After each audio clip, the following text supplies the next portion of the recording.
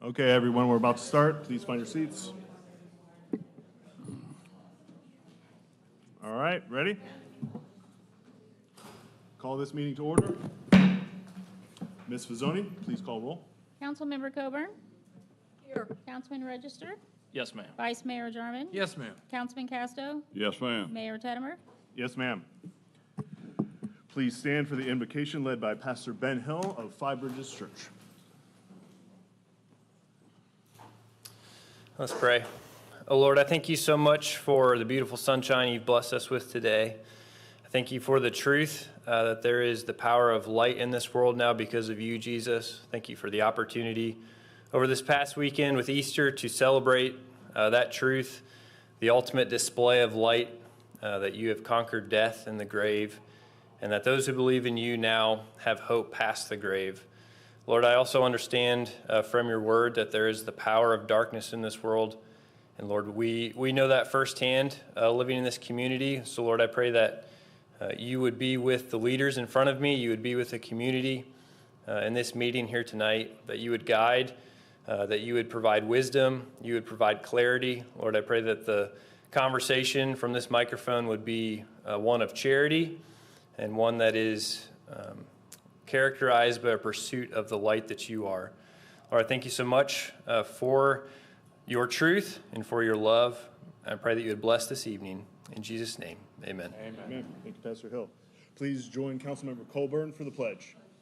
I pledge Allegiance to the flag of the United States of America and to the republic for which it stands, one nation, under God, indivisible, with liberty and justice for all.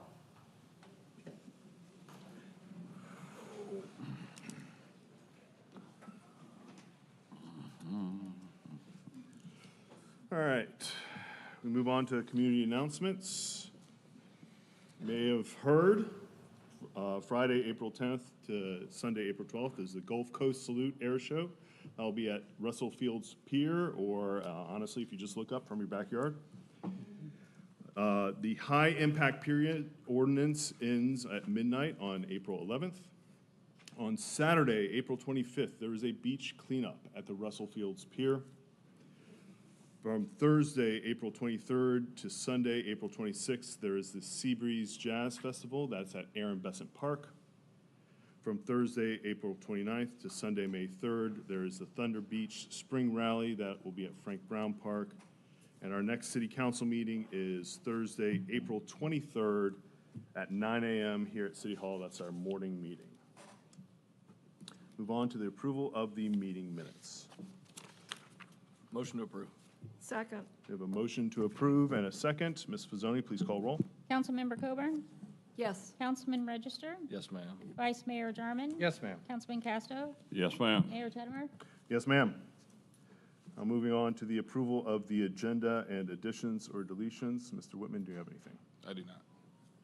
I got one thing I'd like to maybe potentially, we've got a burn ban going on. I've been reached out to by several local bonfire companies that do bonfires on the beaches with propane tanks. I've reached out. I'd like to add a discussion item. Maybe we can cut some red tape and do some common sense legislation there to carve out where we can do bonfires on the beach even during burn bans with propane. I don't know if there's any interest, but I'd like to add a discussion item on that. Yeah, we can do it as a discussion, or I'm in favor of that. Yeah, I'm fine with that. Yep, Anyone else? okay. Do we, So moved. Second. okay. Motion to approve as amended. We'll just add that one at the end. Yeah, J5, number 5. J5, burn ban discussion.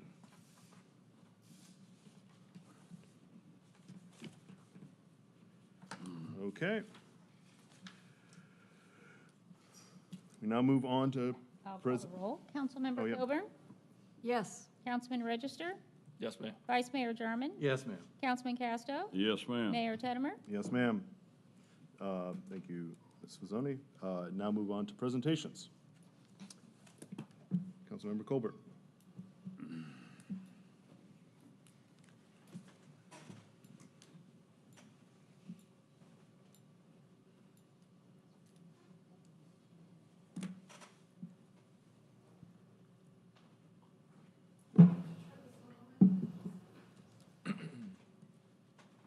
All right, we have quite a few proclamations tonight, so if I could ask Deputy Superintendent Kelly to come up, and all the folks that are here with you that would like to be part of this.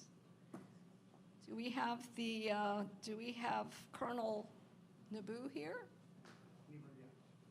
Come on over. And Navy Lieutenant Commander Ray Taha? Yes, ma'am. Hi, how are you? And Aaron Pickard, with the school liaison. Thank you for joining us. Mallory Gross. Who also has Brooklyn, who is a 6-month-old baby. And Mallory is a military spouse and school liaison. And then we also have Emma and Kara Jane, who are both military children.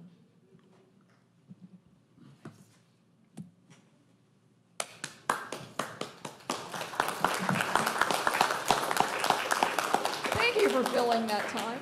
Hi there.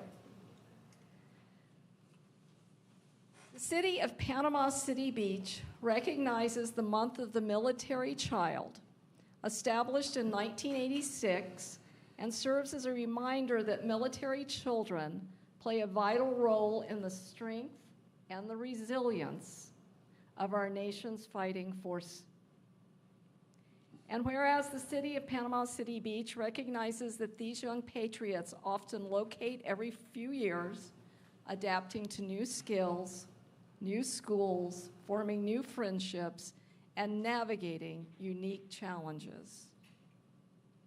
Whereas the city of Panama City Beach City Council proudly honors and celebrates the children of our service members whose strength and support enable their parents to serve and protect our nation this month and throughout the years.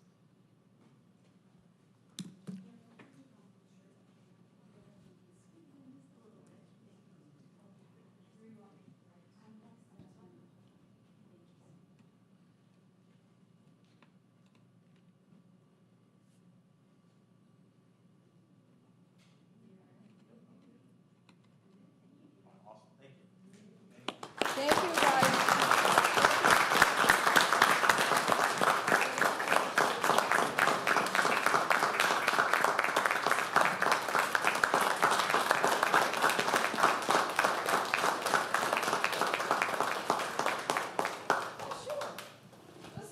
Yes.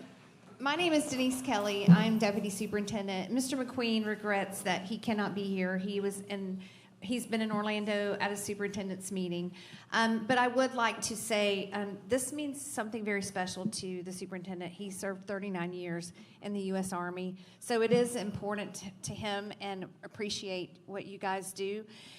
We will celebrate and we will have our proclamation on April 14th, and we are encouraging everyone to wear purple on that Friday, April 16th, as we show visible support for our military families. So thank you, Panama City Beach.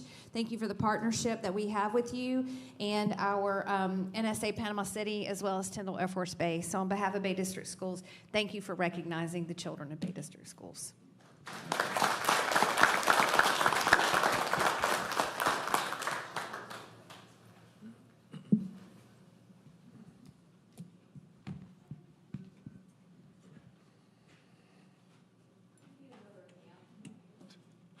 All right, I'd like to ask Brent Patrick, Chief Executive Officer, the Gulf Coast Children's Advocacy Center, to come forward.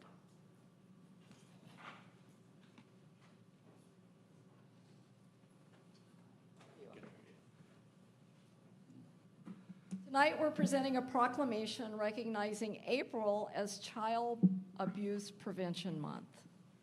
Whereas the city of Panama City Beach is committed to improving the lives of children and families and securing a brighter future for all residents, recognizing that adverse childhood experiences can lead to significant long-term physical, emotional, and behavioral challenges.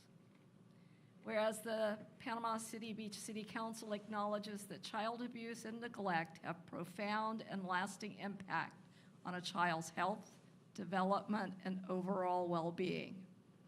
the City of Panama City Beach Council will display blue lights on its campus during the month of April to raise awareness and demonstrate support for efforts to prevent child abuse and neglect, and recognizes the Sky Wheel at Pier Park for its partnership by illuminating the wheel in blue each Saturday throughout April, encouraging others to join in raising awareness.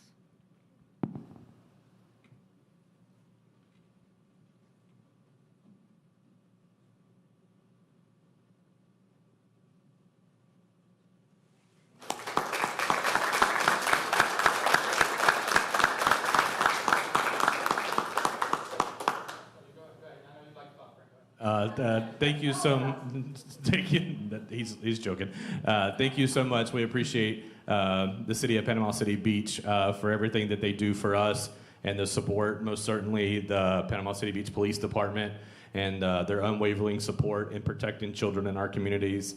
We have an incredible relationship with the PD, and we couldn't thank you more for the work that you do and supporting survivors of child abuse. Appreciate you. Thank you very much.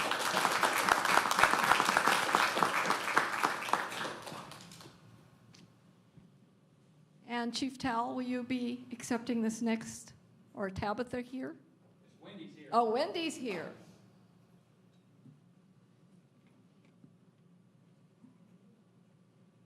Enjoy your time in the spotlight. Hi, how are you? I'm good, thank you. All right. This time we are designating April 13th through the 19th as National Public Safety Communications Week in Panama City Beach. Emergencies can occur at any time, requiring immediate response of police, fire, and emergency services. Whereas when emergencies arise, the prompt actions of police officers, firefighters, and paramedics are critical to protecting life and preserving property. The safety of these first responders depends on the quality and the accuracy of information provided by citizens contacting the Panama City Beach Police Department Communications Center and speaking with the city's public safety telecommunicators or dispatchers. Whereas PCB dispatchers are an essential and critical link to police officers and emergency personnel, monitoring activities, providing vital information, and helping ensure their safety. We honor the men and women whose diligence and professionalism help keep our residents, visitors, and first responders safe. The Panama City Beach City Council declares the week of April 13th through the 19th as National Public Safety Communications Week. We'll do a shake here.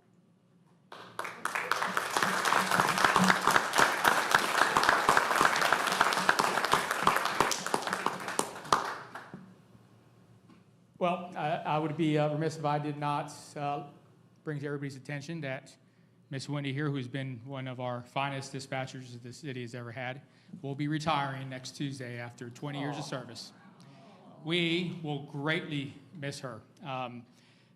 20 years of doing this, that's tens of thousands, not hundreds of thousands of calls of people needing help, in which she answered with professionalism and with grace. Just like the rest of our communication staff right now, as we sit here, they are coordinating efforts of over 140 law enforcement officers from around the county, surrounding counties, and law enforcement efforts in keeping Panama City Beach safe during spring break. And they are, they are organizing it like they're a conductor of a symphony. It's amazing to watch them work. I'm in awe every time I go in that room, but I can only go in that room for short periods of time because it's so much chaos in there. I get a little anxiety. I got to leave. So I don't know how they do it. But the grace that they bring to work and listening to her voice on the radio when we need it the most is something every police officer treasures. And from the bottom of my heart, the bottom of every badge-holding cop out there, thank you for what you do every day. Thank you for 20 years of service at Panama City Beach.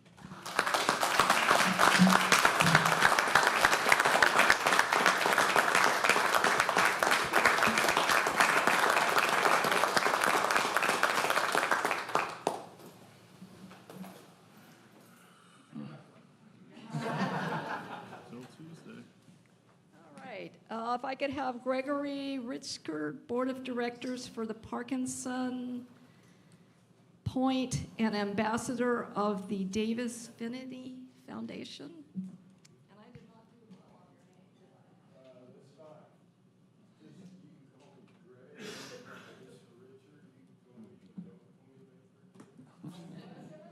As long as I call you for dinner, right? Yes, that's true. We live in the same neighborhood. So this proclamation is designating the month of April as Parkinson Awareness Month in Panama City Beach. Whereas Parkinson's disease is a chronic progressive neurological disorder and the fastest growing neurodegenerative disease in the United States, with an estimated 68,000 Floridians, 1.1 million Americans, including approximately 3,000 residents of Bay and Walton counties, are affected, with over 90,000 new cases diagnosed annually. Parkinson's disease is the 14th leading cause of death in the United States, according to the CDC, and has no cure or treatment to slow its progression. Whereas volunteers, researchers, caregivers, medical professionals, and community support groups, including 3085 Thrive, Alf Coleman, and Margaritaville support groups, 3085 Thrive and lmwsthrive.com in Panama City Beach, are dedicated to improving the quality of life for individuals living with Parkinson's disease and their families. The City Council recognized April 26 as Parkinson Awareness Month.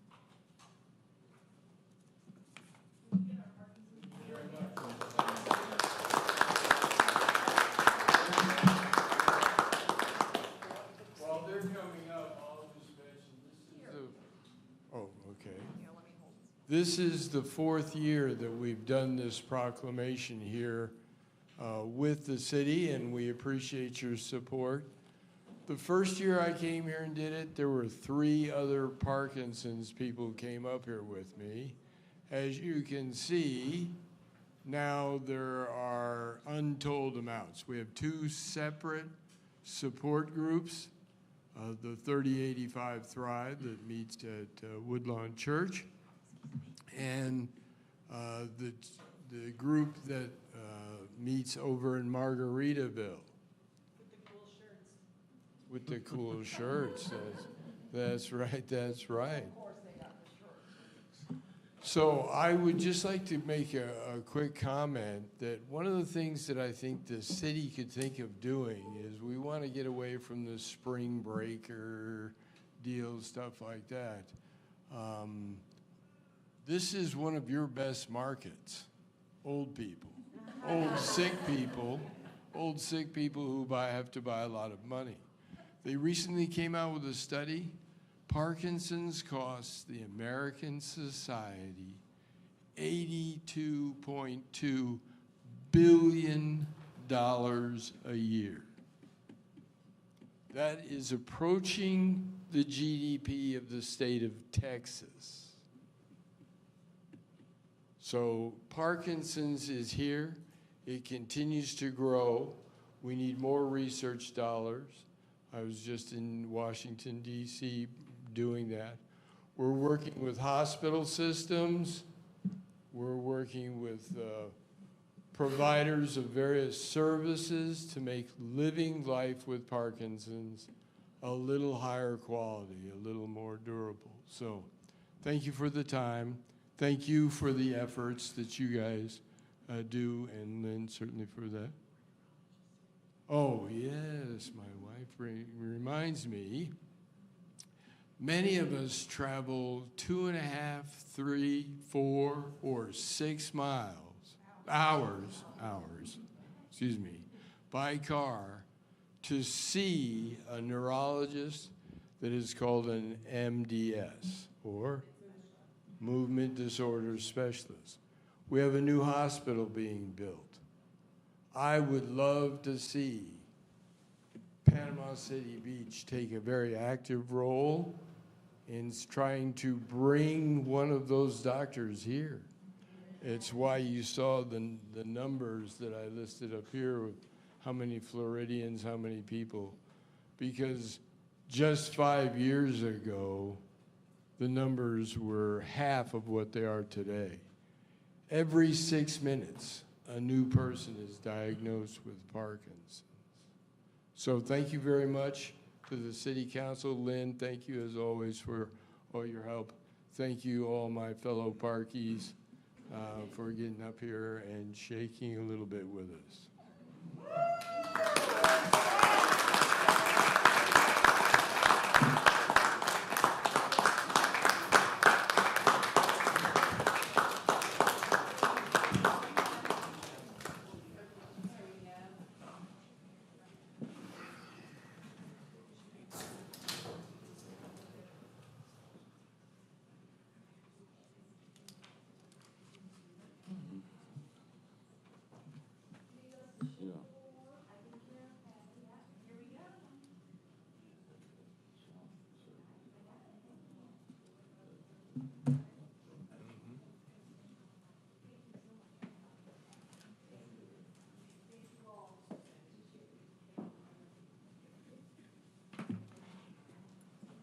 All right, well, it seems like we started public comment a little early there.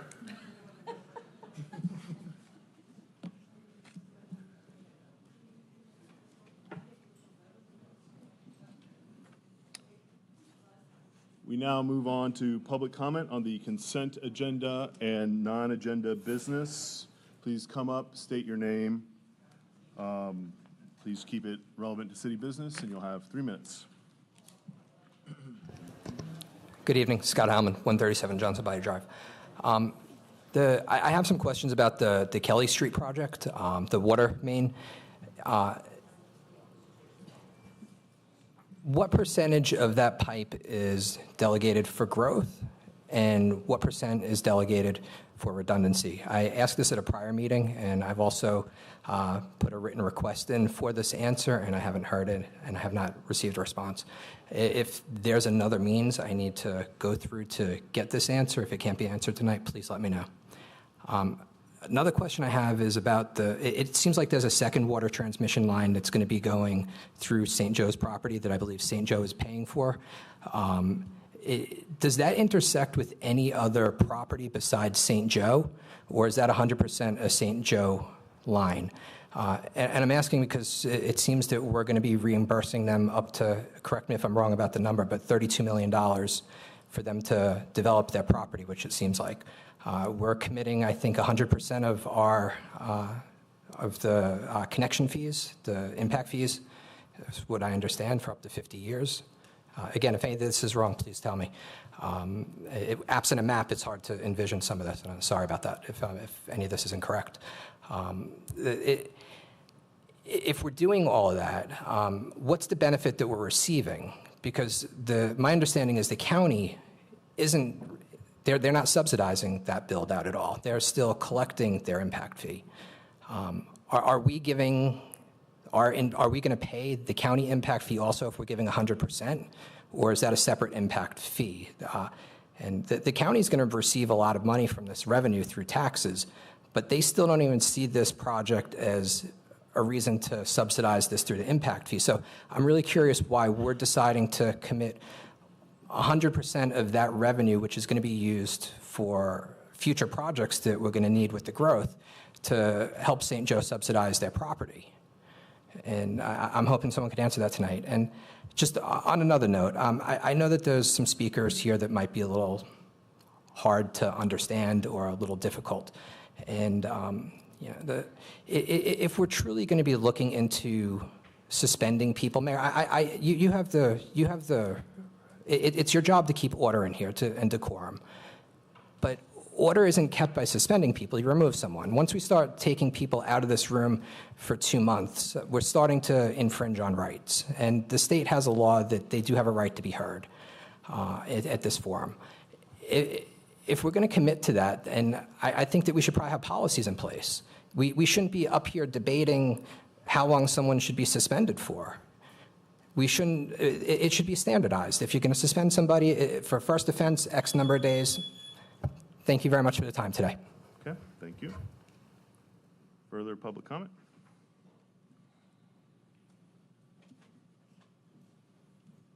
Mayor, members of the council, good afternoon. My name is Bill Longton. I live at Boardwalk Beach Resort Condominiums. I'm one of 11 permanent residents there. We've lived there for the last 5 years. From mid-March until the end of October, the adjacent property known as the Under the Boardwalk has, on Friday, Saturday, and Sunday evenings between 6 and 9 p.m., live entertainment, which produces a lot of revenue for the business there. We have no objection with this whatsoever. What we are here for, my wife and I, for the last 5 years, as I said, our condominium is 233 feet away from the performing stage on the 5th floor. You can do the math for all of that. We are behind a Category 5 rated hurricane slider door, and the distance from me to you away, I have a television turned up to a 100% level, and I cannot hear the television because of the noise coming from the performers.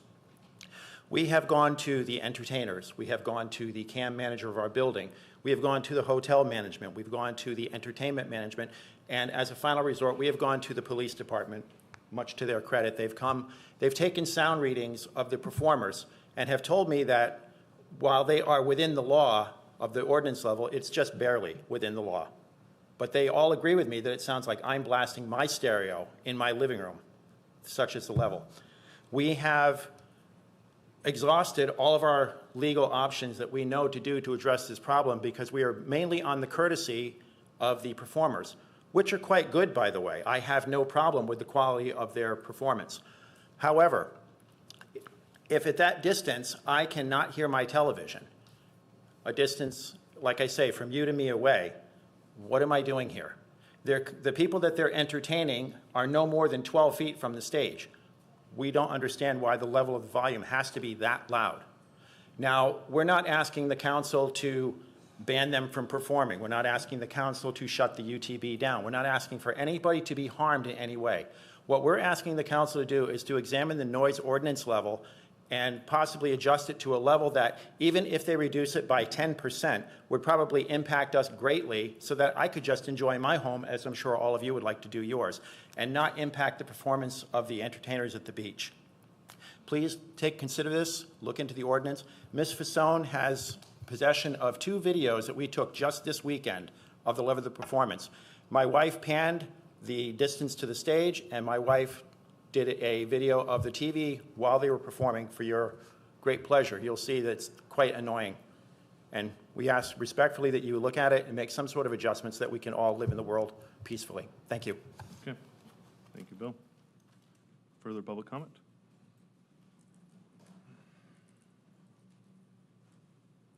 My name is Captain Gary Wayne Beck. I live at 2601 Beach Street. Well, folks, the Constitution and Bill of Rights is non-negotiable. You know, I'm the one he was talking about, y'all banning from speaking. And why is it? You know, the Constitution, the First Amendment is, you know, so we can address our grievances. What grievances do I have? You know, y'all got a strong argument extorting the people. That's all you make out of it. You know, and I got people in this room right now that thinks I'm a crazy person. I put my hand on the Bible in Honolulu, Hawaii, in sacred ground to uphold the Constitution and Bill of Rights. And what have I witnessed? You know, I just now sit there and watch y'all guys act like you actually care about old people when all y'all do is rape the old people. You know what I mean, don't you there, Mary? $42,000 for an old lady that's disabled, you know? And then, oh yeah, what'd y'all do? Give her a deal back to the original $16,000 before you threw her in the room? You know, and then we got to look at what? You know, y'all call me crazy when I sit there and I watch y'all rape every constitutional right. Keep the language appropriate for the meeting. Keep the language appropriate. There's nothing appropriate. Anyway, the Constitution and Bill of Rights, you know, like the 4th Amendment, the 8th Amendment. The 8th Amendment of the Constitution is, you know, illegal, cruel and unusual punishments and fines. I think $16,000 for a little old lady that it's disabled to clean her yard, you know, but then she got thrown into a room for $42,000, and then we got Doug DeZuglio, we've got freaking a stall maker. I could go on, but y'all have heard it, but y'all really don't care because y'all make me out to be the crazy person because I'm still upholding the Constitution and Bill of Rights, you know, and then y'all make me out to be a crazy person whenever y'all guys are the ones that's dressing men that dress like women, not me. You know, I'm not, y'all got to all be liberal Democrat wokies is what it is, you know, because y'all keep calling me crazy whenever y'all guys are the ones that's racketeering on the people. Do you know what I mean? You know, stealing their properties, you know, putting us in a courtroom and then not giving us the ability to take and represent or see the charges against us. You know, and they just, you know, one of those cops that you had kicking on the lady's door, you know, he was up there for freaking corruption the other day, but, you know, y'all stacked the jury and they were found innocent. But it's the same cops that they took and raided my house, at my, you know, and ripped me in my Fourth Amendment of the Constitution. Sir, your house is Quit outside interrupting the me, city. Puddin'. If I need Sir, to thank your I'll house is squeeze outside your the ears, city. Puddin'. You know, anyway, What'd you say, sir? as I was saying, you know, the Constitution and Bill of Rights is simple and it's non-negotiable. You know, and there's lots of the Republic that's waking up. And we're getting tired of y'all preying on the children. You know, I've been how long? You know, y'all guys, I've been how long? I'm still getting tortured by the man who prided himself in what he did to a little child. Sir. You know, there ain't nothing Sir, civil about that it. is outside you know, the the city. fact that the cops don't show up, like at 1040 Oak Avenue, and all the different times I've called the police for them forging my name, Sir, and address that the with cops Panama, won't show with up. Bay County. You know, it don't matter what happened in the county or not. We're talking about illegal corruption that runs throughout All the right, county thank because you, sir. everybody's Thank you, kin. sir.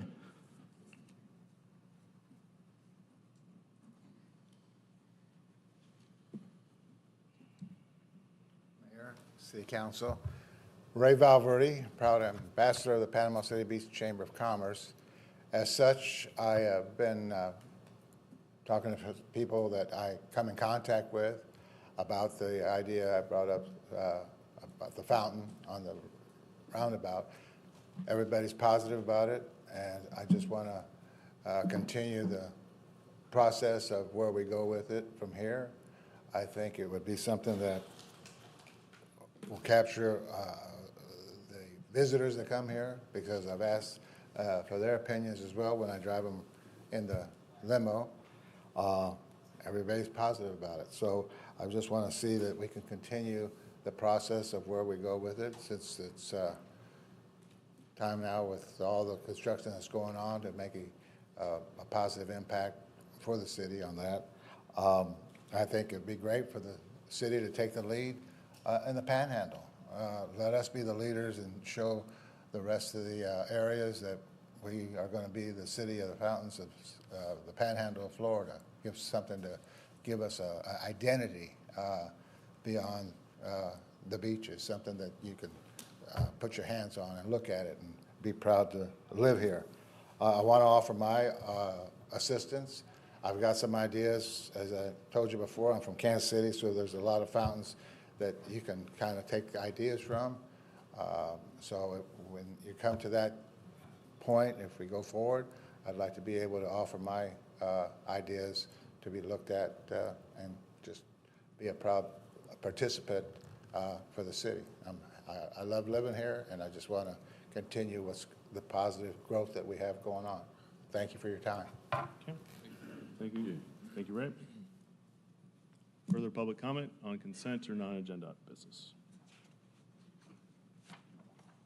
Hi, Molly Allen. I just want to remind everybody about I know the air show is going on this weekend, but there's also another event that's a local event that's very cool. It's going to be out at the Conservation Park. They're going to have some education going on there for native plants. The Sandhills Native Nursery will be there. And so, as everyone knows what an environment lover that I am, I'm always about planting native to support our native animals and communities. So this is spring break. It's tourist season is coming upon us. And I want to remind everybody that not only do people come to our area to be tourists, but also animals come to our area. There are birds and butterflies that fly all the way from South America over the entire Gulf Coast. Salty, harsh environment, very dry, although there's water below, and they get here and we are their first stop for fresh water. They've traveled all this way, miles and miles, hundreds of miles, And we in the Panhandle are their first opportunity for a rest, for some fresh water. And so I just want to remind everybody, I know the city has a great effort to send out pamphlets to people to encourage them not to litter in our waterways, and I'm appreciative of that. And I just want to remind everybody in the public to pick up your trash, don't dump your oils and your greases down the drains. It all goes out eventually down the line to the Gulf. Well, not all of it, but much of it does if it's stormwater. So just a reminder for everybody that we do have migrating animals that come through, and we should be good hosts to them as well. Thank you. Okay, thank you, Ms. Allen. Further public comment on the consent agenda or non-agenda business? Further public comment? Seeing none. Mr. Whitman, is there anything you can address? Yeah, I'll start off with Scott. I'm not for sure what he's talking about on the Kelly Street. We got two projects that are going through there. One was approved by council to be a main line going from Highway 79, basically where the hospital's at now. They'll go straight through the St. Joe's property and at the Walton Bay County line. They're paying for that infrastructure. It's similar to a revenue certificate, without getting into too much detail, but if someone builds a line to their private property, they can apply for a revenue certificate where they get some of the impact fees. We allowed St. Joe to recoup their money over the next 50 years, to recoup their revenue certificate, their impact fees. I'm not sure what he's talking about the county, because we had the franchise agreement on the island, so the impact fees for wastewater or water comes to the city. The other line he's talking about, that's going through Side Camp Road. We've talked about this several times also at the council. That'll loop around Side Camp. We're working to deal with St. Joe on that now, because that benefits the city. It'll benefit their development also, but that will benefit our whole island. That's part of our redundancy system we're trying to build, where we can circulate water from one end of the island to the other end of the island. I offered the last time to talk to him after the meeting. He walked out, and I'm always available, or I can get Mark Schaefer to sit down and explain this to him once again. As far as Bill goes with the sound at the boardwalk, I would recommend that I'll get up with the chief to see if they can go down there and address it with the promoter to maybe tilt their speakers, because you can adjust the speakers. Our sign ordinance is very... Sound ordinance? Yeah, our sound ordinance is very detailed. We had an expert come in from Rutgers University, I believe in 2010, 2011. He is an expert in noise. He put on a class for the city. The city spent a lot of money on that ordinance and their instructions. It stands up in any court.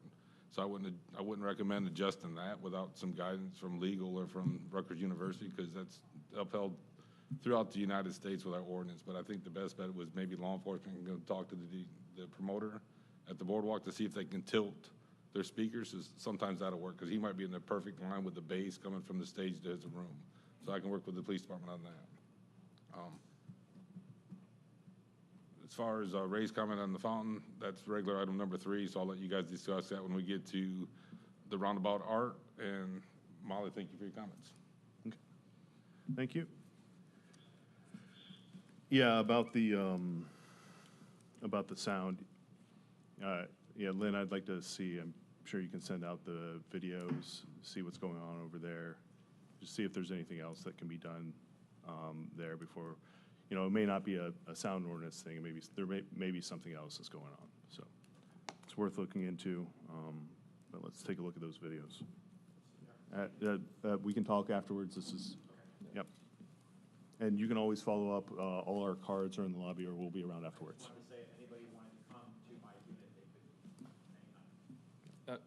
I've run a lot of hotels on the beach, and I know sound sometimes amplifies. If you can include what floor you're on as well, sometimes these buildings and the way those speakers, I think you're exactly right. A lot of this can be maybe adjusted by directional sound and potentially made better by the promoter. So we definitely have some opportunity there. But I know it can amplify as it goes up a building sometimes and actually be louder on a higher floor. It seems crazy, but it happens. And there's a lot of ways these curvature of these buildings will create almost an amphitheater effect. Yeah, good point. We can definitely look into that. Yeah, it's worth looking into. Okay. Any other comments from the council? No. Okay. Now move on to the consent agenda. Resolution Mazzoni? 2697, a resolution of the City of Panama City Beach, Florida, approving the purchase of Helix Slide for the Aquatic Center from Water Splash, Inc., in the total amount of $31,186.80, and agreeing to be bound by the terms and conditions of the Sourcewell Cooperative Purchasing Agreement governing that purchase. Resolution 2698, a resolution of the City of Panama City Beach, Florida, approving a task order with Infrastructure Solution Services, LLC, for engineering services related to the evaluation and comparison of development of new wastewater treatment capacity for the wastewater treatment facility at the existing North Gulf Boulevard or New Commerce Park sites in the total amount of $85,500. Resolution 2699, a resolution of the City of Panama City Beach, Florida, approving a pre-litigation business damage claim counteroffer to Sensations of Panama City, Inc., Store Number 1, in the total amount of $53,992.50. Resolution 26100, a resolution of the City of Panama City Beach, Florida, approving an agreement with Smith Industrial Service, Inc., for sewer cleaning and bypass pump services, and approving purchases under the agreement in an amount not to exceed $331,000 for fiscal year 2026. Resolution 26101, a resolution of the City of Panama City Beach, Florida, approving the purchase of one rotary lobe pump and motor from Phoenix Process Equipment Company for the Utilities Department in the total amount of $26,795. Resolution 26102, a resolution of the City of Panama City Beach, Florida, related to the annual Visit Panama City Beach Ironman 70.3 Gulf Coast event, consenting to the temporary closure of portions of Hutchinson Boulevard, Alf Coleman Road, and Panama City Beach Parkway on Saturday, May 9, 2026, for the event, and as more particularly set forth in the body of the resolution. Okay. Motion to approve. Second. We have a motion and a second to approve. Ms. Fazzoni, please call roll. Councilmember Coburn? Yes. Councilman Register? Yes, ma'am. Vice Mayor Jarman? Yes, ma'am. Councilman Casto? Yes, ma'am. Mayor Tedmer? Yes, ma'am. We now move on to the regular agenda. Regular agenda item number 1, ordinance number 1675. Mr. Davis. An ordinance of the City of Panama City Beach, Florida, amending Chapter 22 of the city's Code of Ordinances relating to towing regulations, creating Section 2273, providing for a process for resolution of complaints, repealing all ordinances in conflict, providing for severability, scrivener's errors, liberal interpretation, modifications, and codification, and providing for an effective date. Okay. Any public comment on regular agenda item number 1, ordinance number 1675? Any public comment? Okay, seeing none. Mr. Davis, can you help us understand this? Certainly. So we are doing two things with this ordinance. It's primarily housekeeping. One is we are clarifying the scope of this ordinance so that you already set towing rates. We are not changing those towing rates. We are clarifying that those maximum rates apply to all involuntary tows, not just tows at accidents, to just clarify what we actually intend. But the other big thing that we're doing is we are putting in place a process by which if someone feels like they have been overcharged, they have a process to complain to the city. The city can investigate that, and if they believe that there's been a violation, can have a hearing. Our hearing officer that handles our other code enforcement complaints can hear that complaint as well. There is a probable cause determination before we go to a hearing to make sure that the complaint is facially valid. And all of that is done to comply with the state statute that requires us to put this process in place. Okay. And these are for city-initiated tows, correct? Correct. All right, so not private tows on private property. Correct. Initiated by private parties, okay.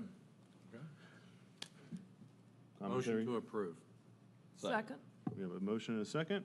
Ms. Fazzoni, please call roll. Councilmember Coburn? Yes. Councilman Register? Yes, ma'am. Vice Mayor Jarman? Yes, ma'am. Councilman Casto? Yes, ma'am. Mayor Tedmer? Yes, ma'am.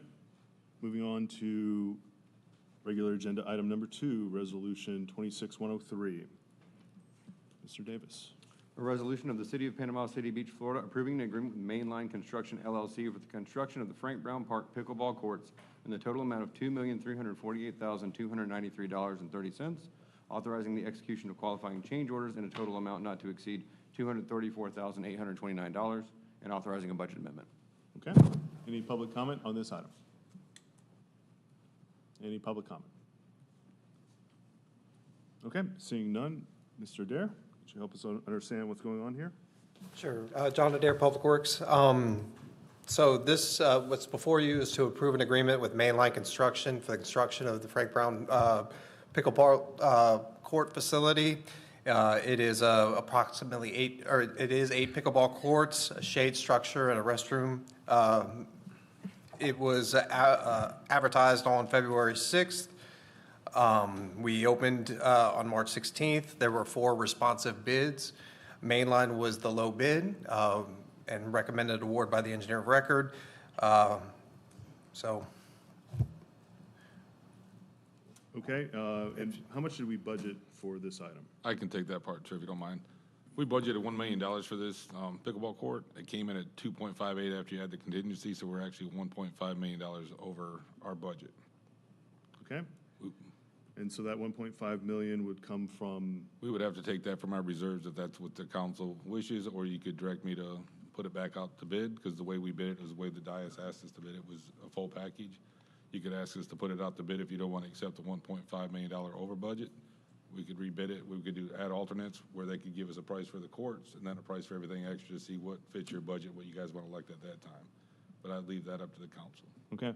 And so help me understand what brought this so far over budget, Mr. Adair. So I think the original vision, it was like a cloth shade structure. When you get into designing it right now, the facility has a 160 mile per hour design, shade structure. It's, in our environment, having something that can stand up to hurricanes, something that can withstand maintenance over time.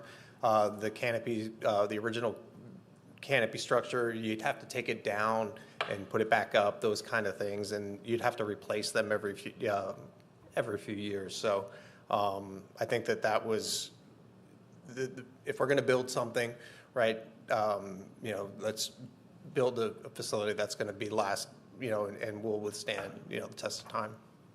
I have to agree with the city manager on this, Mayor.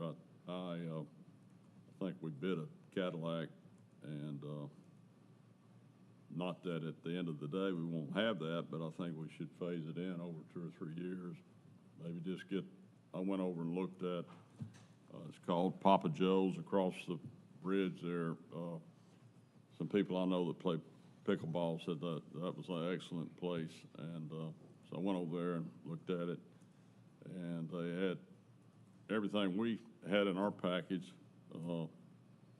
I only had 4 courts, but they did have a bathroom. They didn't have any cover over it. They had an 8-foot fence, but I like the idea of add alternate and maybe phase in the cover like we did the playground. We built the playground first, and we came back a couple of years later and put the cover over it. But I think just get the basic courts in. We could probably phase in the cover in the restroom and the landscaping, maybe even able to do some of that in-house. But I just think that this coming in, 1.5 million over budget is you still get the project out there. How long would it take, you think, to put it back out there and do an add alternate where we could go down and say we want the courts, that we can turn around really pretty quickly. So that it would just be adjusting the language in the bid, making sure it gets past all the the reviews, and so a few weeks, a month or so. Okay. If I can just make a quick point of order, I noticed someone in the audience may be having trouble hearing. We do have hearing assistance devices in the back.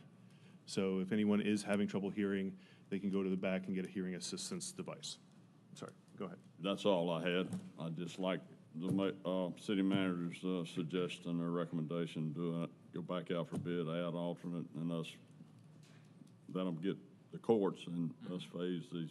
And there is a bathroom that's under construction that's within 200 or 300 feet over by the skate park. So these people playing pickleball, I mean, they're good enough shape to play pickleball. They could walk 200 or 300 feet to a restroom, I think, till we got enough money in another year and build the restroom.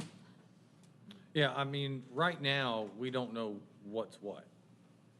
And so I like the add alternate idea as well. It allows us to look at what we want to keep in it and what we don't, and what those prices are going to entail. So, yeah, this is an all or nothing. I'd like it to come back.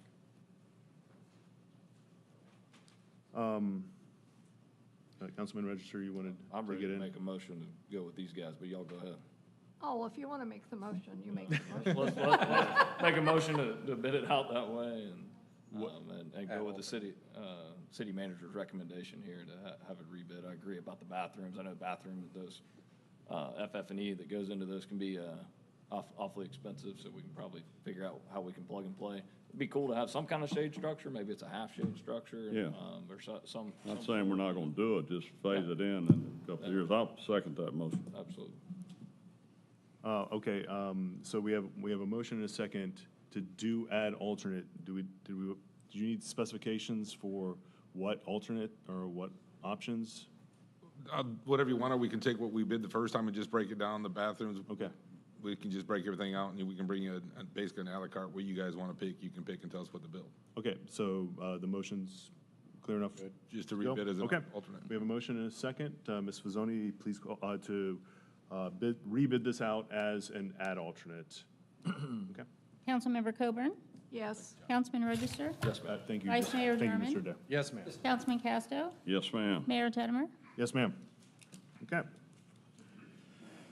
All right, moving on to the discussion action item number 3. Public art. Public art. I don't know who reads this title. Maybe I just read this title. There's no title to read, I don't think. What's that? Yeah, discussion action item, request for qualifications RFQ for public art in the roundabout. So this is just discussion, so we don't have to we're not going to take comment on it. We actually received some commentary already. Okay? Mayor, All right. So, Mr. Whitman? Yeah, if you don't mind, if I can walk you through this real quick. I put a packet all of in front of you, Miss Lynn did. There's also some packets in the back. Carrie and Miss White did an excellent job putting the RFQ together for all of you. I just need some guidance because you guys will be our panel that picks this. Those staff will be involved in the selection process of this, so you guys will be our committee. I just need some information on how you want us to rebid it from this. This is just basically a call for artists. We give a history of our city and everything else so they can try to decide what you guys want in the roundabout. But if you look on page 1, just a couple small things. We're asking for 8 flash drive. That's normal practice. If you guys are fine with that, we'll keep that in the bid process. The big thing is one of the big things is on page 2 of 3. I'm just looking at the dates when you want to put this out on the road or on the street and when you guys expect the construction to be completed. Kerry can backfill everything else. I just need to know roughly when you want to put it out on the street and what your vision is for the art to be completed in the roundabout. If you guys can discuss some dates of, do you want it this year, you want it to be in the next year, do you want to sort of play it by ear so she can start backfilling all this stuff in? Okay. And then there's a section in here that asks for a budget. Yeah, I got a couple more that did the same thing. I didn't know if you wanted to talk about the dates now or. Okay, you want to keep on do this? going. Yeah, we can do that. All right.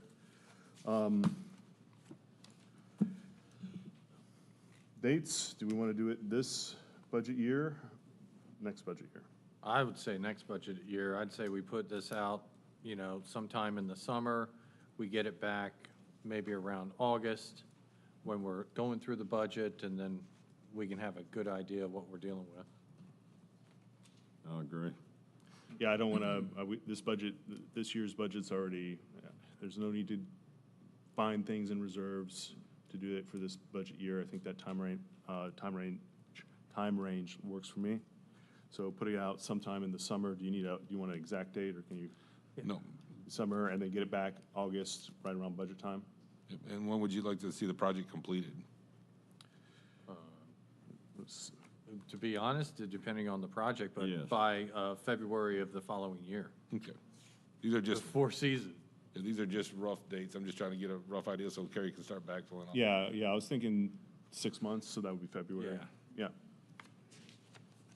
Definitely don't want people in the roundabout. February of 27. Yeah. 7, yeah. Okay. Yeah, okay. It seems like a reasonable timeline. Okay. I've also been in discussions with TDC, and we'll continue those discussions about funding, and hopefully we can come to some sort of agreement. Obviously, that's up to the board that I sit on, but I'll continue those discussions next Tuesday in our meeting. Okay. Okay. Next one, if you go to I page, think the pickleball courts are really important. We've put those people on hold for 2 years now. So I'd not like to see another big project go forward until we're able to get that pickleball courts going. I know for me, I'm gonna pull the trigger on the pickleball because the courts are non-negotiable for me, so. Well, thank you for that. Yeah. and just a few more things, and then I'll let you guys get back to your discussion. If you go to the scope of the project, which is page actually, if you go to 2 to 3, when we put this out, we're just trying to get a rough idea of how high you want it. She put it as 30 feet, not to exceed 30 feet. Is that too high for you, or do you want it lower? These are just the norms that she picked up from other cities that were doing art in a roundabout. Yeah. I mean, actually, my preference would be keep, honestly, fairly high to discourage people from going up to the base of it. So 30 feet's fine with me. You want it to be fairly high? I'd rather it be, so if it's low, one of my concerns with any art we put in there is it's going to encourage pedestrians to walk across that roundabout and take pictures inside of it. If we did something larger such that that didn't make sense, or, at some point have a viewing platform elsewhere where they could still take the pictures but not having to cross the roundabout. I mean, we're gonna get some people that cross the roundabout. No, it's a great thought. But I don't wanna encourage it, so the higher the structure is, the less likely, in my opinion, the less likely people are going to want to walk up and look small in terms of the higher structure. Do we want to cap it at 30 feet, or do we want to go high? Yeah, That's what this is, yeah, not it's to a cap. exceed 30 feet. I like that, not to exceed Yeah. 30 feet. Yeah, 30 feet. I mean, that's is 3 pretty tall. stories tall. Yeah, so, Yeah. That's You're like, talking about a large. we're gonna have yeah, a large mini opening. Statue of Liberty. Because they may come back with 16. Washington Monument, yeah. That's fine. But also, I love Panama City Beach, but I don't think we should have our logo or say anything about the world's most beautiful beaches, because that's just going to be a trigger for them to stop their car, to run out there and get a photo op. We're going to end up having to build a parking lot down there for everybody doing that. So, whatever we do doesn't need. So you want a landscaping piece? Well, let's, if we want to move on, let's get the 30 feet. We can talk to the subject of the art. Right, okay. So not to exceed 30 feet, I'll leave that there. Not to exceed 30 feet. Page 3 of 3, Councilman Register already addressed that. He's going to talk to TDC to see what kind of funding they can give, so we'll leave that blank, and when we put it out, we'll have an actual number. Okay. If you go to, Oh, I do have one question. Yeah. Sorry. No, you're fine. Would 30 feet impede, people looking for oncoming traffic and stuff in the? A part of the scope, it's got to pass an engineer's study, and it's got to make sure the traffic engineer looks at it, to make sure it doesn't As long as that's in there. obstruct traffic, because we can't put something that's going to block the roadway where people can't see around it. But that's all in this as well. But if you go to the submittal responses to page 2 of 2.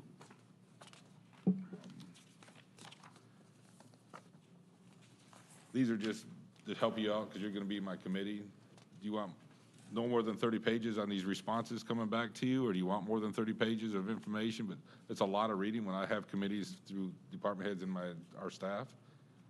The more responses you get and the more pages you get, you sort of get lost in the mix. But 30 is about the average for public art, so we try Per to keep- submittal.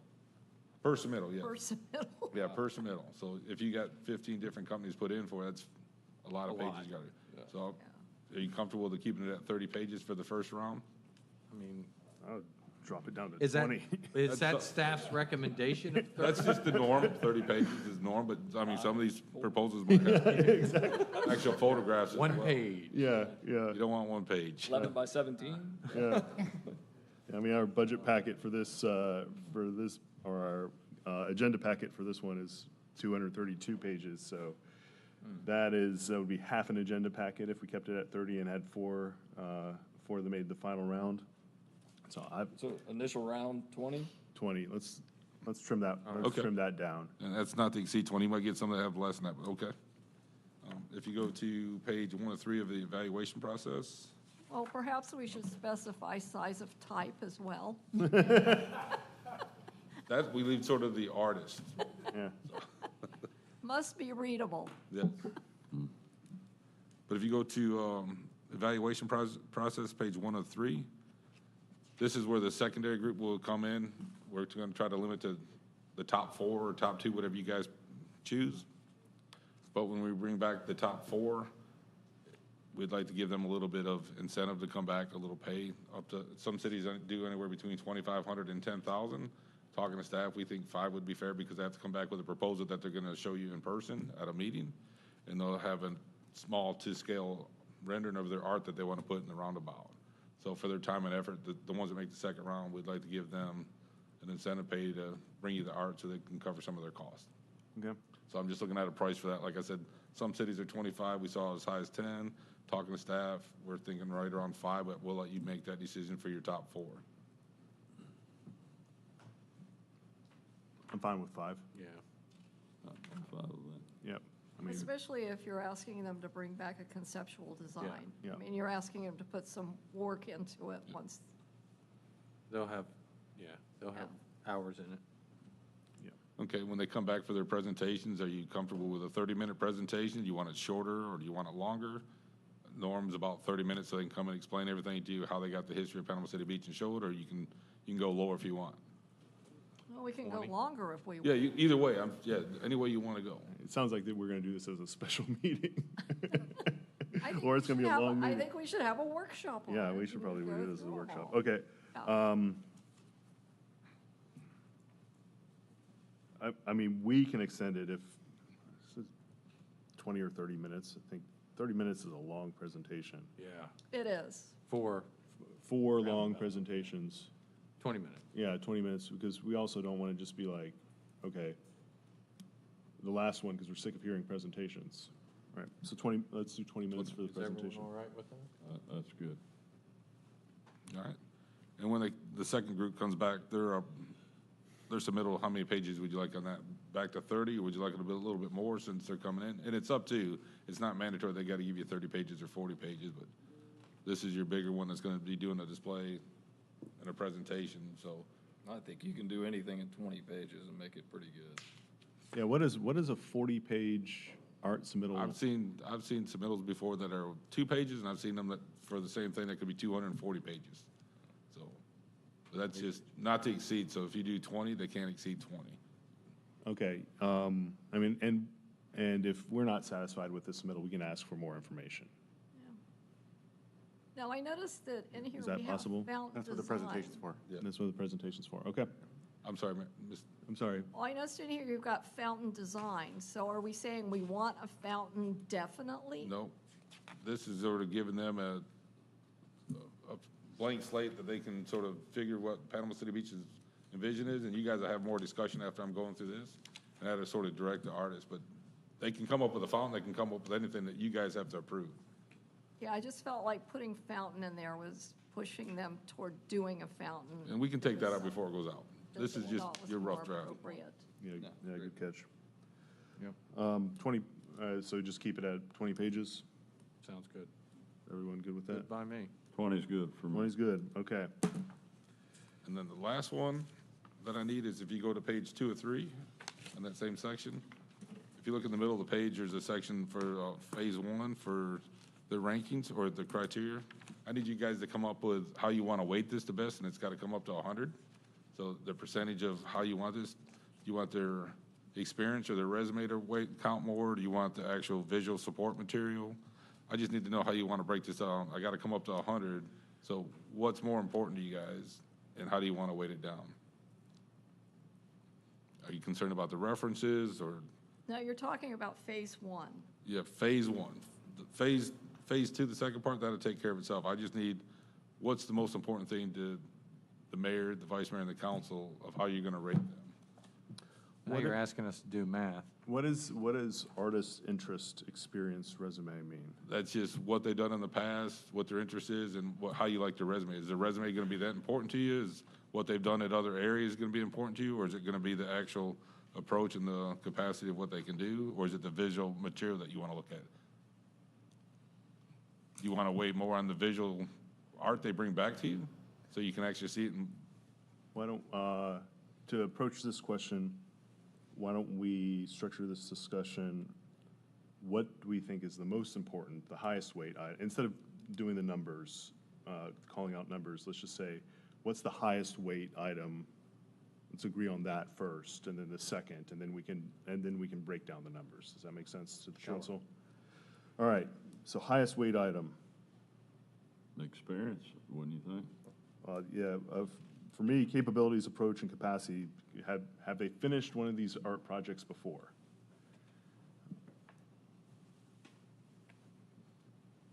So are they going to get it done, or is it just going to be a 20-page proposal? So for me, the category number 3 would be the highest weight. Which one was you saying was the highest? My suggestion is capabilities, approach, and capacity, category number 3. So that says evidence of past work, completion of project on time and within budget. I think the visual support material is going to be extremely important in this. Okay. Mayor, can I suggest something maybe? Yeah. Instead of putting you all on the spot right now, since we're not going to put it out to May, June timeframe, would you guys like to look at this part, do it on your own, and then we can talk to you in your one-on-ones, and I'll bring it back as a discussion item, maybe 2 meetings from now, and you guys can hash out the final product there. So I'm not putting you all on the same spot right now. Yeah. That we got more They're time. all important, but I don't know. Would that work for all of you? Yeah, that sounds good. And I will just say, We well, pretty close to getting this hammered out, though? I mean, Well, yeah, we probably could. I mean, I just didn't want to put you on the spot. I'm not overly, I can go with either one of them. yeah, I mean, those are my top 2. I mean, those are the obvious top Yeah. 2. All right. And so so we have 1 and 2, so visual support material, which is number 2, capabilities, approach, capacity, also, those are the top, obviously the top 2 to me. And then Does references even need to be in there? I think it's worth seeing. We can wait it. Well, I mean, I can say we should have seen some of their references already. If Well, coming back at the second stage. And also, if we're going to rank capabilities, approach, and capacity high, that includes evidence of past work. Yeah. So that in and of itself is a reference. True. Just thought. All right, so 3, 1, 2, 2 remains to 1, 3, and references 4. Sound good? All right. That's how I wrote it down. So, yeah. Okay, go through that again. So Yeah. what is the first one? What is the highest, most important? that you're Capabilities, proposing? approach, and capacity. Okay, yep, That's number 1. All right, number 1. Number 2 is number 2 as is. yep. Visual support material. Number 3, artist interest, experience, resume 3, references 4. Yep, sounds good to me. All right, next. I'll make a motion to that. Well, hold You on. want, I gotta have, All right, we need to know how you want to weight those. what percentage per Do category? you want 25, 25, 25? Because typically, and I want to tell you, typically, we don't weight references as high as we would rate everything. So I mean, I'll just put this out here. The way I have it written down is our number 1, capabilities, approach, capacity as 40%. Number 2, visual support material as 30%, so pretty close, so we're at 70 for those 2. Artist, interest, experience, resume at 20%, or even 25%. And Like 2010. 20 and 10, okay. Okay. Good. All right. If you're all Good good with with that. me. I'll amend my motion to that. I mean, I think I got 4 head nods. You got Good with everybody. that? Okay, we're to be good. fair, I have a motion, amended motion on the table. Do I have Do a we need a second? motion on this? Or No. are we good? I'm just looking for guidance right now, direction. All right, That's all I needed All for right. mine, and good. He's making some. Council member, would you like to withdraw your motion? I'll withdraw my motion. Okay. He doesn't need one. We have saved ourselves a discussion item. Yeah, let's just get it done. Okay, All right. all right, so subject, did you want something on, subject matter in here? The rest is up to you guys if you want to start directing me which way, or do you just want to see what the artists are going to bring up, or? See what they bring. I mean, my preference would be something representing the history of the beach, past and present, with options, suggested options, Russell Fields Pier, Miracle Strip, the Christian Retreats, King Neptune, the Navy base, just some things that represent the history of Panama City Beach, so it's not simply something generic, like a wave. Or a beach ball. Or a beach ball. We got a beach ball. We got, at Pier Park, yeah. Or we need letters something, spelling we out need, BCB. we need something to complement the beach balls. We need something to complement the beach balls. I can live with that. Yes, sir. So just to point out, on page 4 of the packet that you have in front of you, the third paragraph on that page talks about what the project should reflect. So if you want to look at that and see if you want to add to that, that would probably be helpful.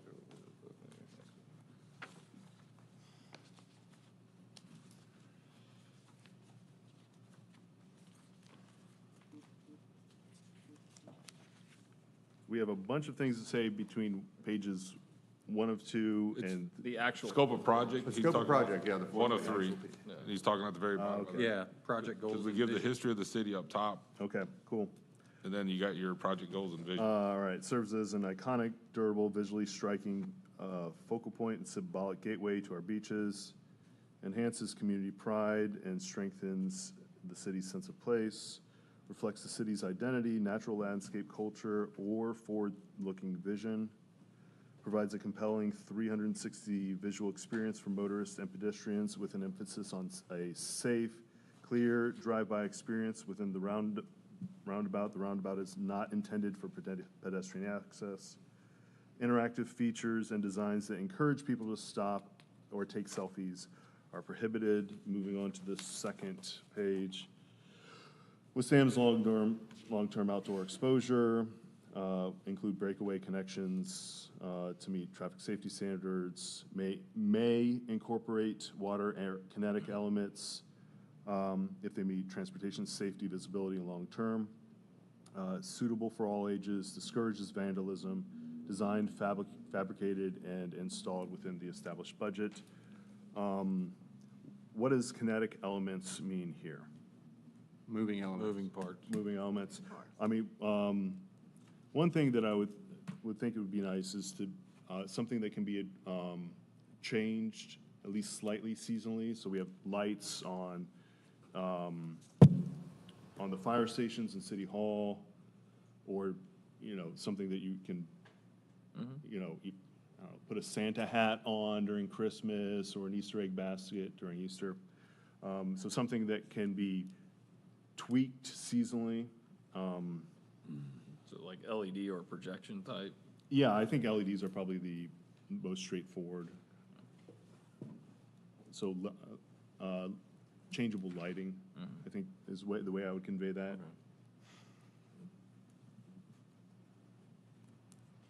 I commend whoever wrote that, though.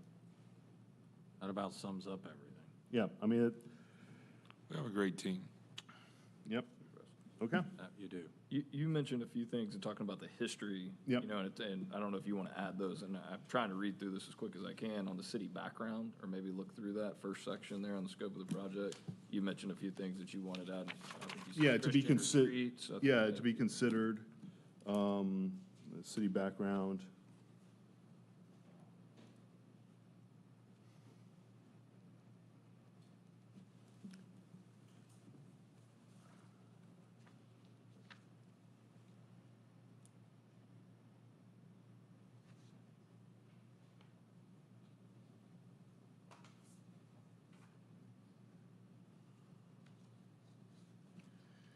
Yeah, I mean, just reflecting the city's background and major landmarks, at least conceptually. The items I had that as I was brainstorming, were the Russell Fields Pier, Miracle Strip, Christian Retreats, King Neptune, and the Navy base. Those are all things that were. So I'd be open to adding that as part of the city's background, if you guys are as well. I mean, Paul, you got any history you want to add to it? I think that covers it pretty good, but I don't think we ought to tie their hands if they come up with something better. Oh, no, I'm Yes. just saying, just giving them the ideas of, like, Right, hey, these right. are out there, I mean. Yeah, I think, I really like your approach of putting it in the background and not in the goals and vision. Great. Just saying something like, Just setting the mindset. some iconic elements from the city's history are, again. Fishing is a big part of it. Yeah, I was also thinking fishing, yep. Okay, Okay. so I have Just remembering not to use any business names in it. any existing business names? And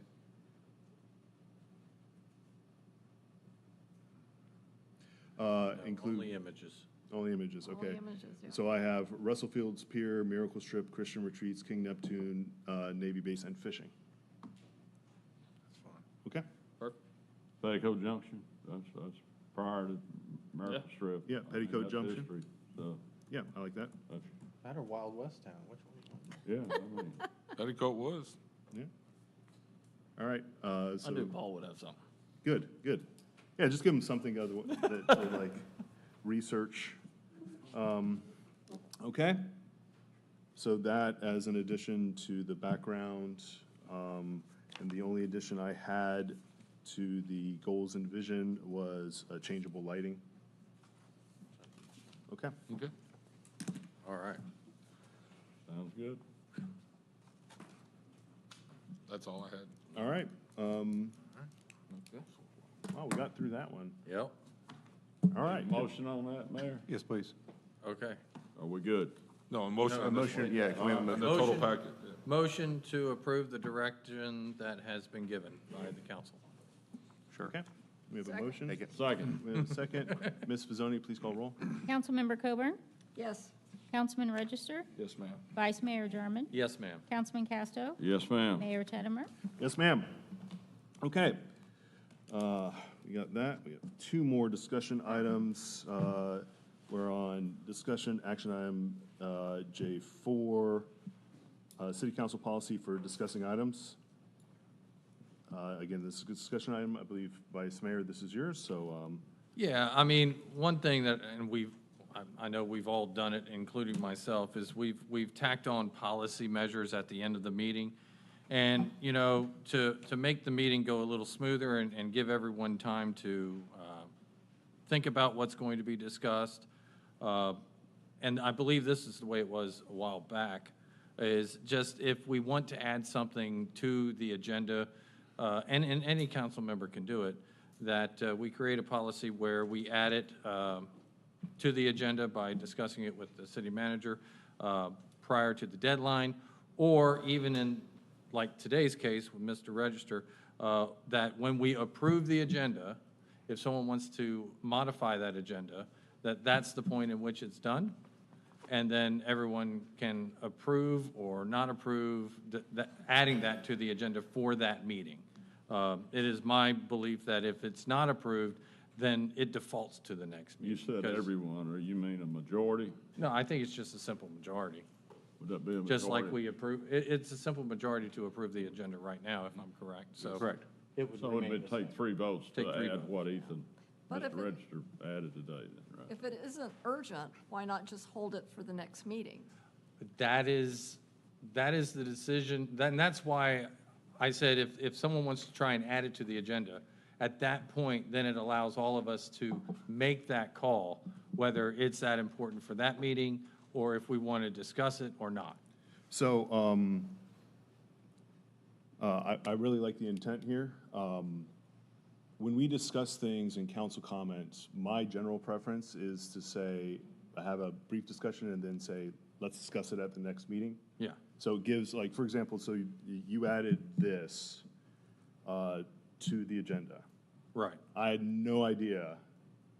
It said, we want to discuss about discussions. So, I mean, there's a little bit of prep there. And I think it's fair to say we don't want to be, unless we have to, for example, the burn ban discussion, okay?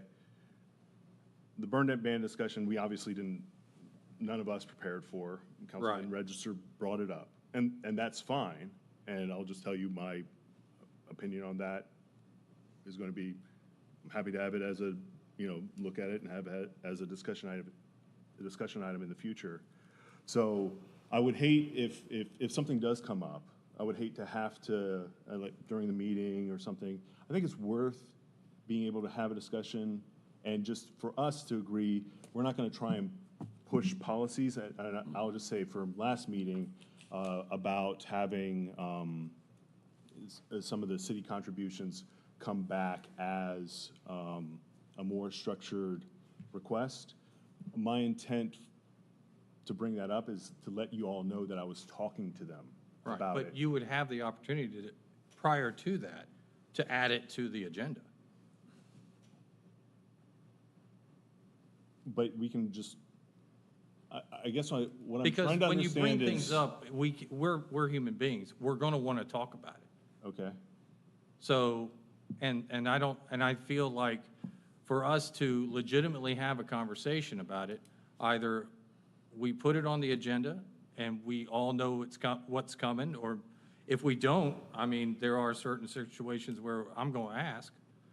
And then also, if it's brought up in the meeting for when we approve the agenda items, then that we legitimately have the decision-making process right there, whether we're prepared to listen to it or we're not prepared to listen to it. I mean, I don't know if, you know, I mean, it doesn't seem very. If we just have the preference of saying, okay, we'll move it to a discussion item in the next meeting. Correct. Or we'll but listen to it today. You can just say that, right?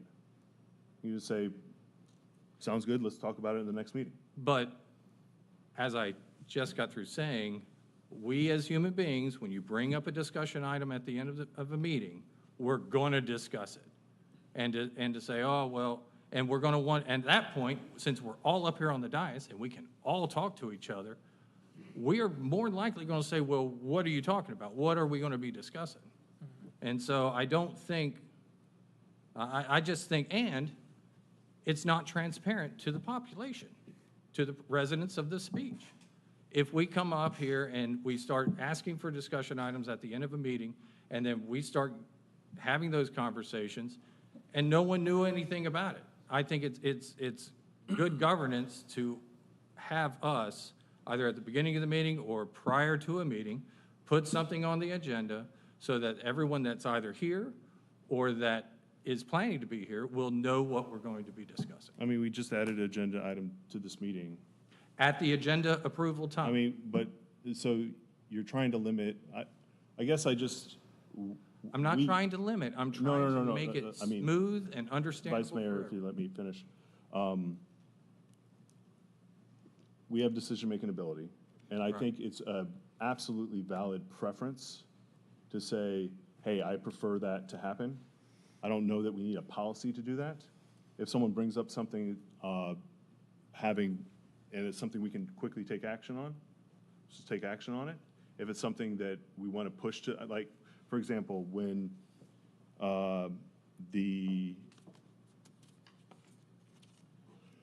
renaming buildings,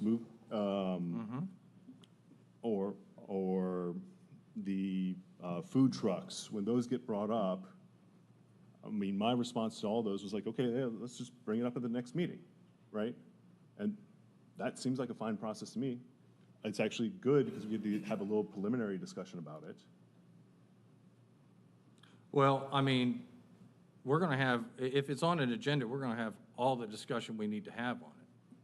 And I think it's just good policy for the reasons that I stated, especially for the citizens of the beach, to know what we're going to be talking about before we talk about it. But so, I mean, I'm going to motion that we add this, get staff to work on a policy to put this in place, or is this something that we just all agree with? And can I just tell you really quickly, so you can, to help you with your discussion, your rules right now say any departure from the order of business set forth in the official agenda shall be made only upon a majority vote of the members of the council, board, or committee present at the meeting. Oh, so it's already there. You already have, it doesn't address council comments, which is, I think, what you're really talking about, but that's, I think, the vehicle, if you're going to change something, that's where you would do it. I mean, why don't we do this, Vice Mayor? I I like where you're going. And we've all done it. So, I mean, I'm as guilty as anybody on this one. And I'm just trying to make sure I don't know that about in as the guilty, future, you know, Why don't we just take it as a norm, not address the rules, and then if it becomes a problem, we'll address it then. Does that sound good? well, I'm addressing it because, you know, I feel like I've done it, everybody's done it. And I would like to go back to, well, apparently exactly what the rules of our meeting already have in it, and that anything about policy is, shall not divert from the agenda or be added, or what was it? Or by majority vote, you have to Yeah, add it. or by majority vote. So if we already have I mean, it's not a big deal. I don't see it as a big So deal. basically, it Does just keeps anyone it out of see the as a council big deal comment other than- section, it just moves it up to the additions and deletions, correct? I mean, I mean, that's technically what we're supposed to do anyways, right? So, yeah, let's just do it. I mean, if it's already in the rules. Okay, so, Yeah, all let's right, just- everybody, so we can make policy amongst ourselves, I suppose, that we will follow the rules already set in place, that any policy discussions, if we want to bring it up, it's either added to the agenda or we bring it up when we approve the agenda, not in council comment. When you say add it to the agenda, get it in a week ahead of time before Yeah. it goes out, or if something comes up like the burn ban, like Councilman Register added to the agenda today, then, and if 3 of the 5 of us agree to add it, then Added. I'm good with that. Yeah, I'm fine with that, yeah. You need a motion for that, or just that Is the already? direction that we change the rules, or is the direction that you guys all agreed that that's what the rule is? I think that, I mean, I'm okay with agreeing. Yeah, and then if something does get brought up in council comments that. Then we'll change the that rules. violates this or keeps happening and it's an issue, we'll write rules That's for it fine. then. Okay. Unless someone else feels So like we need to go Ethan, ahead. Ethan, or Councilman Register was within the rules of doing what he did today. Yeah. Correct. Yeah. And we can continue doing that. Yeah. Okay, and that's in the policy now? We don't need to change Y'all can that? just shake hands on it if you want to. Sounds good. High five. High five, whatever you're. All right. Moving on. All right. All right. Vice Mayor, Burn ban. this was I'm your, good. okay. Good discussion. We now move on to the addition, regular agenda item number 5, burn ban discussion. Councilman Register. Mine's simple. I had a bunch of local business operators that do fire pits on the beach, and they use propane fire pits. We don't prohibit, as of right now, using your barbecue grill during a burn ban. We're talking about doing this on a sandy beach, so I have reached out to the city manager and tried to figure out how he worked with our city attorney. I'm not sure where they've gotten, but just trying to figure out a way we can cut some red tape for these people to continue to operate their businesses. These are small business operators when there's a burn ban, and they pay quite a bit of money actually in permits to the fire department as well. So it's a revenue stream for the city as well. So something I'd like to be able to try to cut some red tape here and allow those guys to continue. I to agree operate. with you. That's common sense. There's not a forest down there that's gonna catch on fire. It's all sand and water. So I don't know how we go about doing that or what that Our looks like, current but- ordinance. I'm sorry, go ahead. No, I was just going to say our current ordinance prohibits during a burn ban the propanes. We can't issue any beach bonfire permit during a burn ban or a red flag warning or anything like that. So my recommendation is still not to allow the wood burning part, but a lot of these companies I understand have switched or have, in addition to propane pits that they use as well. Okay, if you don't mind, Yeah. Chief, could you come up and weigh in on this? It seems common sense to me, but a lot of fire stuff, I'm not a fireman. Sure, yeah, absolutely. Yeah, first and foremost, public safety is obviously our mission. But we also want to be supportive of our beach vendors. So we have a very strict set of guidelines to ensure compliance out of our approved vendor list that do offer this service of beach bonfires. Really just looking to know what's your thoughts? What are you looking to change? To allow propane during a burn ban? Is that what you're? Allow propane on the sandy beach during a burn ban. Yeah, I personally don't see an issue with that. To my knowledge, we haven't had any issues with propane fires. We, like I said, we have very strict policies. We have good vendor lists, and then our beach safety division oversees that as well, does spot inspections. We haven't had an issue. So I do agree with keeping it to propane and not the wood. We already have wind restrictions in there when it comes to the wood fires, 15 mile an hour sustained, 20 gust, but I would keep it to the propane, and I could be in support of that if that's the direction that you guys wanted to go. Okay. Ed, do you know of any other municipalities that allow propane during the burn bans? I don't right off the top of my head. That's something I could come back with you with. Okay. Yeah, I mean, if we directed, that could be in the item background. If we directed staff to do the adjustment and bring us back something? Yeah, I mean, I'm fine with it. Can we do something, like, what are our options to do something quickly to get these guys back up and running? In Can we change the policy short term? tonight? Can we get this across the finish line this evening or no? I mean, it's an ordinance change, so it's a little bit difficult. I mean, it's got to have 2 readings. I don't have a faster method.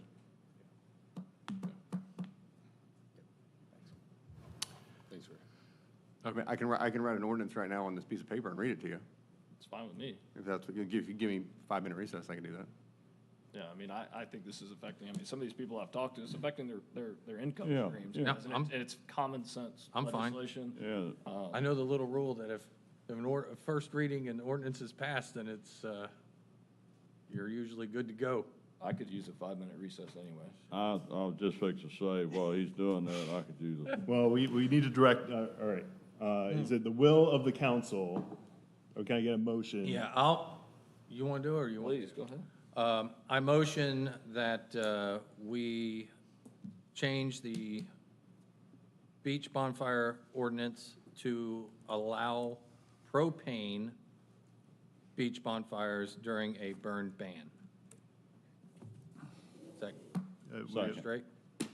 We have a motion. Second. We have a second. Ms. Fazzoni? Councilmember Coburn? Yes. Councilman Register? Yes, ma'am. Vice Mayor Jarman? Yes, ma'am. Councilman Casto? Yes, ma'am. Mayor Teddemer?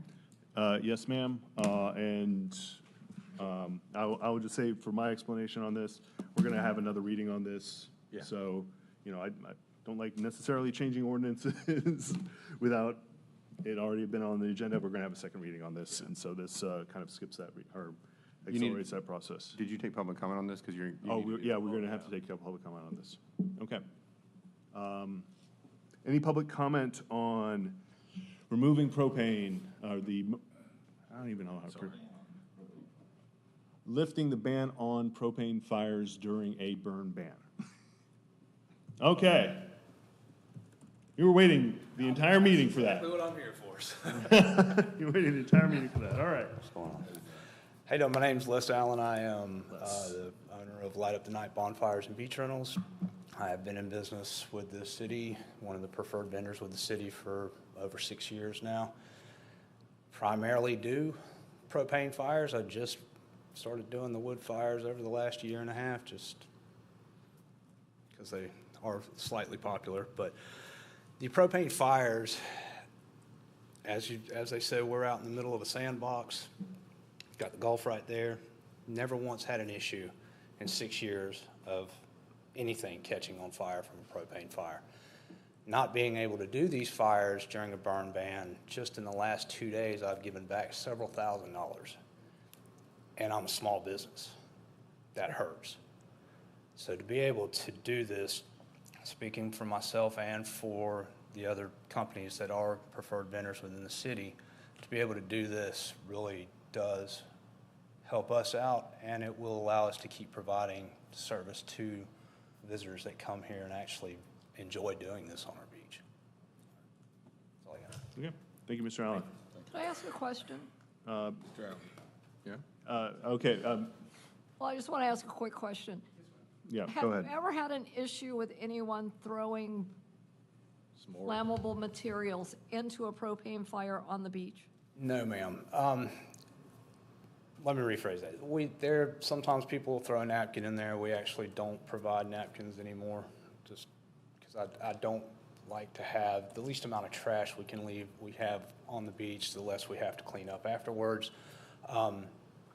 So we do have attendants. The city does require that we have an attendant on site at all times during the fire. So we have people that are monitoring the fire, and we don't really have an issue with people throwing anything into the fire that would be flammable or could possibly combust anything else. Okay, thank you. Yes, ma'am. Thank you. All right. 5 minutes. Wait. Any further public comment? Okay. Seeing none, I will adjourn this meeting until 6:45. We gave you 10 minutes. It's always 10 minutes and always 10 minutes. See what he could do in 5. It's always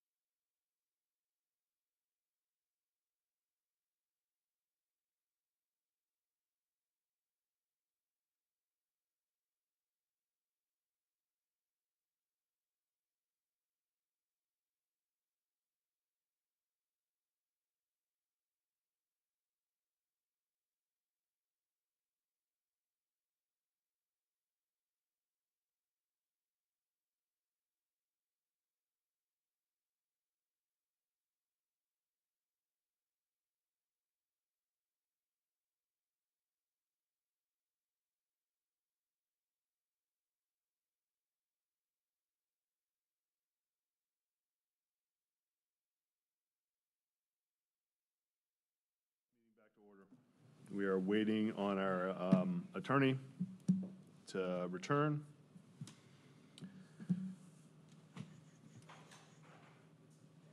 All right, he has returned. Oh, he He printed printed it it Oh out. my Okay. gosh, he printed it out, no less. That's a fast printer.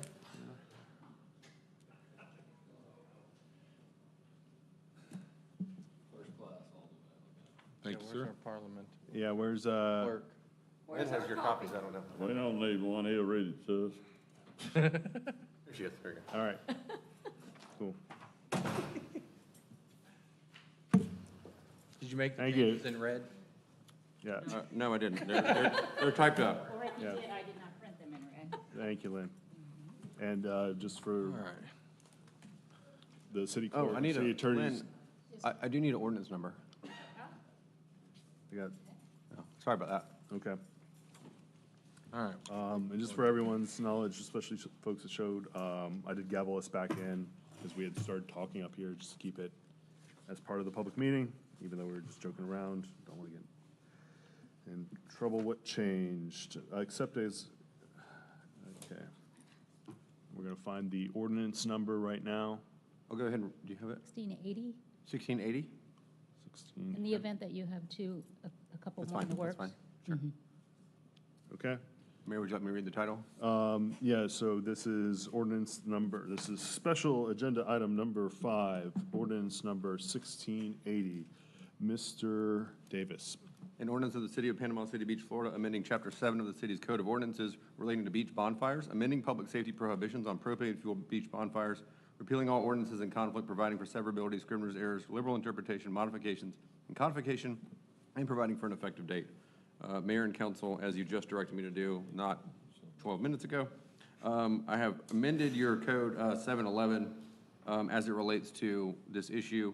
And specifically, what we have done is on 711A4, where it said no fire permit shall be issued if the National Weather Service, Florida Forest Service, or Bay County has issued a red flag warning or a no burn order, or when the city fire department determines that the proposed fire will endanger the public health, safety, welfare, or other people or property. We have added at the beginning of that sentence, we have added except as as expressly provided in this section. And then at the bottom of that section, we have added new language that says, notwithstanding the foregoing, the city fire department may issue a permit for a propane-fueled fire otherwise prohibited by this section upon an affirmative finding that such permit shall not endanger the public's health, safety, welfare, or other people or property. So I think that accomplishes the goal that you have given me. Okay, and we've already accepted comment on this. Do we have to, because now we have the language. I would take it again, yes. Yeah, let's do a comment again. Any public comment on this item? Any public comment on this item? Seeing none. Mr. Davis has already explained it. Question, Mayor. Yes. What does the county do? I'm not entirely sure that the county regulates beach bonfires at all. I don't think they have an ordinance, unless they. I'm going to let the chief, I'm sorry, Alan, or Mr. Allen, I'm not going to keep calling you up here. I'm going to let the chief speak to that, or we can talk about it when we have second reading. I wasn't able to hear the question. You can repeat it? What does the county do? Do they allow them during the? I can't speak to that without having consulted, so I'm not sure what they do at the moment. I would assume that they do not, but I don't want to misspeak, so. Okay. I mean, this ordinance, or this proposed ordinance, allows an affirmative fine, or allows public health, safety, welfare, right? It's not blanket if there's still an issue because it's high winds or something. Still allows some safety for the city, so good guardrails built into it. I'm in favor of it. Motion to approve. Second. We have a motion and a second to approve ordinance 1680. Ms. Fazzoni, please call roll. Councilmember Coburn. Yes. Councilman Register. Yes, ma'am. Vice Mayor Jarman. Yes, ma'am. Councilman Casto. Yes, ma'am. Mayor Teddemer. Yes, ma'am. Okay, moving on to the city manager report. No report tonight. No report from the city manager. City attorney report. No report. No report from the city attorney. Council comments. Councilmember Coburn. would you like to comment first? Yes, I do have something tonight. The Bay County Transportation Planning Organization is now taking public comments on the 2026 transportation project priorities. And this gives the public to go through and look at the different intersections that are problematic. We want to make sure we have safer roads, whether we need more bike lanes and sidewalks, transit options. It gives the public the opportunity to comment on all of that. And you can find it at www.ecrc.org/Bay Priorities Survey. And they also have a virtual open house on their website if you want to go through and look at that as well. So this is very important for making improvements in the roadways in Bay County and prioritizing what's most important. Mr. Whitman, is there any, or Mr. Davis, is there any challenge with the city posting that on our Facebook page? We could do a PR. I wouldn't recommend putting a survey on our page, but I could get our PIO to maybe do a blast just to help them out. Yeah. Okay. All right. Direct people to it. Yeah. All right. Thank you. Councilman Register. No, just continue to thank the men and women in our law enforcement. They've done an incredible job with spring break and enacting the HIP ordinances. I hear from so many residents they can't go 5 feet without seeing one of our officers or a mutual aid officer or a state trooper.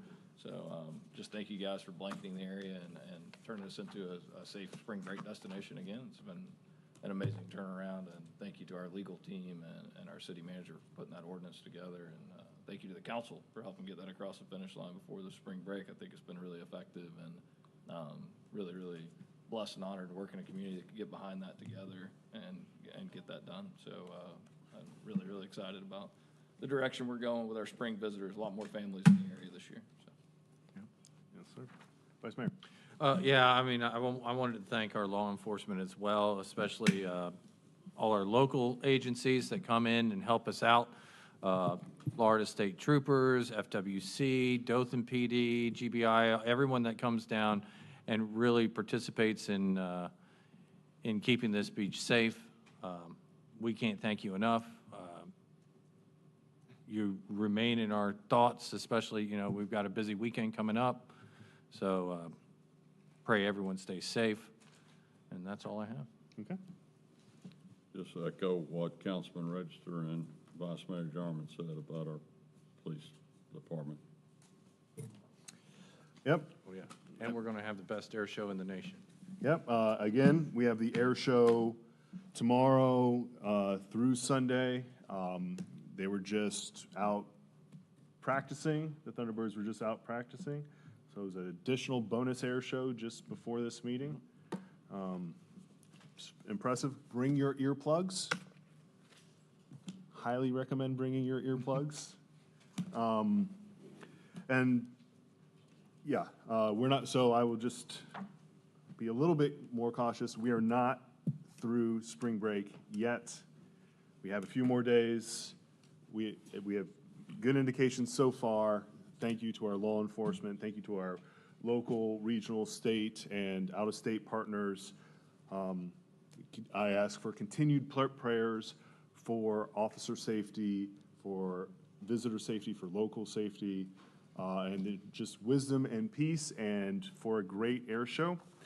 That's all I have. Our next meeting is Thursday, April 23rd at 9 a.m. here at City Hall. This meeting is adjourned.